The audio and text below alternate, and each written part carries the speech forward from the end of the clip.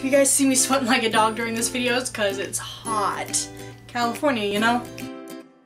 I'm gonna do a story time today. I went to New York not that long ago with some friends. While we were there, so okay, let me backtrack actually. Let's not get right into it. Let's get a little backstory. So we had a tour guide, Alan, and he had us walking non-stop. One of our teachers, or our teacher, did the calculation, and it was about 10 miles a day, non-stop.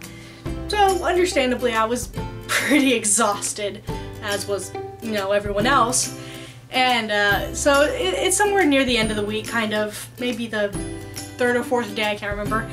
And it's near the end of the day, we're in Times Square, and my friend, Savannah, sits down in between these two people. And at first I'm kind of like, Savannah, what are you doing? That's kind of rude. But that's just her. So she's like, oh, Sydney, sit down, because she knew that I was in pain. My feet were very, very, very sensitive during this trip. So she like kind of keeps scooting over, making this man move over more and more and more. And she's like, okay, sit down. And I was like, I really wanted to say no, because I was not very comfortable sitting next to a stranger, especially being sandwiched in between two strangers. At least I had a friend on one side, so. So I, you know, not wanting to be rude, because I'm very nice, I sit down. And so I'm sitting here, and the man that's on the other side of Savannah starts talking to us. You know, he's kind of like introducing himself, saying, oh, where are you guys from? Because we were carrying around these blue backpacks, and yeah, we were obviously tourists. What? Obviously tourists. And, you know, I'm like, okay, I'm from California. He tells me he's from Africa, which, you know, I could tell he had a very, very, very thick accent, but I could still understand what he was saying, so it was okay. And we're over here, we're talking to each other, and he's like, oh, that's cool, my brother's in California. And I was like, oh, that's cool. And he's like, yeah, I really want to go visit there sometime. And I was like, yeah, it's pretty nice. And at this point, I was already done with the conversation. I was like, I don't really like talking to strangers, especially not way older men. You know, at the time I wasn't even 18 yet, I was only 17, so so I'm like, oh, okay, well, cool. And then he's like, yeah, when I go to California, we should meet up and hang out. Something like that is what he said. And I went, maybe, because, you know, I don't know how to tell people no sometimes, so I didn't want to be like, no, you're very weird, I don't know you, please don't. So I just kind of go, well, maybe, who knows? He's like, oh yeah, you're very pretty, it would be very fun to hang out with you, and I'm like, no thanks. But I'm like, oh, thank you. And then he's like, you should give me your number, and I go, no, I'm okay. He goes, no, yeah, what's your number? And I'm like, well, and I just kind of don't answer. And he keeps talking to me, he's telling me, oh, you know, you're very pretty, you're very gorgeous, I love your face, da da da da da. And I'm like, cool. At this point, I really want to leave. Like, I want to be like, gosh, dang it, I didn't ask to be in this situation, I didn't want to sit down in the first place. But what am I supposed to say? I can't go, okay, I'm down, okay, I'm down. I'm here, and then leave, because, you know, that's rude, and as I've stated, I'm pretty nice. Maybe to a fault, as some of my friends told me afterwards. Savannah told me that afterwards. Speaking of Savannah, so she's sitting in between this whole interaction. So it's me, Savannah, man flirting with me. She's on her phone, pretty much ignoring this whole situation. I'm obviously having none of it, but what does she do? Let me tell you. So I kind of stand up and I like stretch, and I'm like, I could really go for something to drink. Keep in mind, right across the street is a McDonald's. So very easily we could have gotten up, went to the McDonald's, gotten something to drink, avoided the rest of the situation. Unless he followed us, in which case I would go back to my teacher and be like, bitch, I'm not having any of this, so better get rid of this situation. But So I'm kind of like, you know, something to drink would be pretty nice. Savannah goes, oh, well, when we get back to the bus, you can have the rest of my water. And I went, oh, okay. Do you, and then, okay, to add on, there's 2 more friends in this group that I was pretty close to.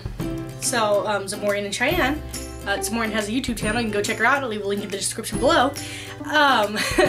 And they're sitting maybe 20 feet away at the edge of there's like a panel thing that kind of functions as a bench. I know they're sitting over there, but instead of just going up and walking over to them, because this man is still trying to talk to me even though I'm talking to Savannah now, I go, I wonder where Cheyenne and Za'Morian are, Savannah?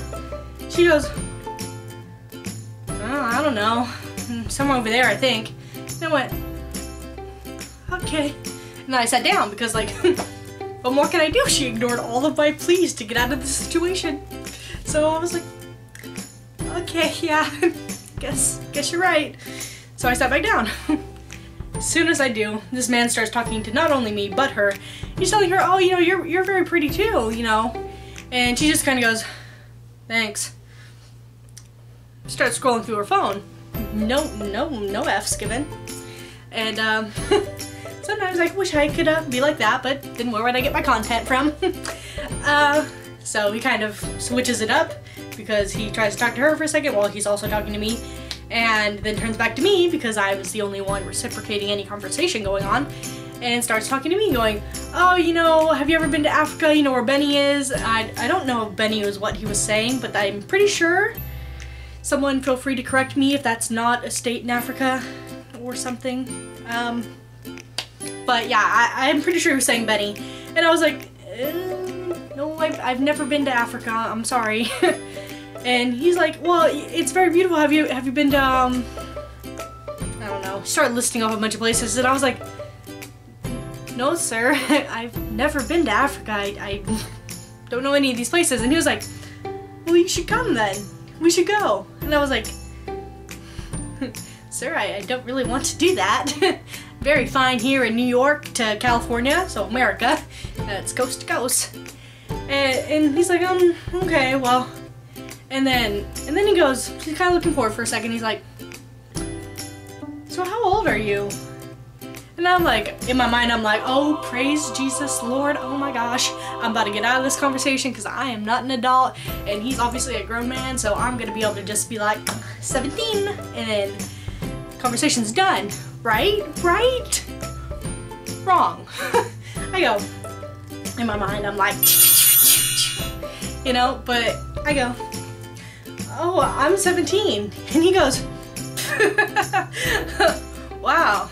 Really? You look so much more mature. And I go, well, I get that a lot actually, but no, I'm just 17, yeah. He goes, oh, that's okay, I'll wait for you. And he goes, what's your number? And I go, oh my god, I don't know what it's like in his native country, Africa, but in America, this is not okay. I mean, a lot of men do this in America too. No discrimination, because men in America be disgusting, especially in California. I don't know what it's like in other states except for New York, and this is my only experience in New York, people flirting with me. Yeah, or I would have told my friends, I would have remembered. So I was like, in my mind I'm like, bitch, what?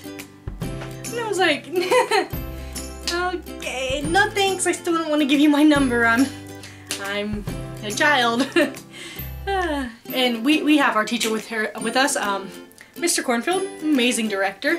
This is a drama field trip, as I mentioned. So this man, looking at Mr. Cornfield, who was standing maybe 8 feet in front of the bench.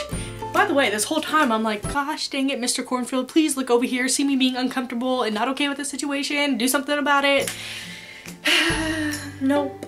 And he kind of points at him, he goes, is that your dad? And I go, no. As soon as I said no, I realized I should have said, yes, that is my father over there. My dad. Dad, come here. Please help me from the situation. But I didn't. I said, no, that's that's the chaperone, Mr. Cornfield. And he goes, okay, nice. And I'm like, I did this to myself. This one is my fault. I mean, the situation is no way my fault. Well, no, because I was a child.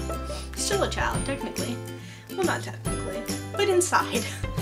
So I was like, okay, I could have said, yeah, that's my dad, but I didn't, so. And he, once again, starts in on the, you should give me your phone number. And I go, no thanks, I don't really want to do that.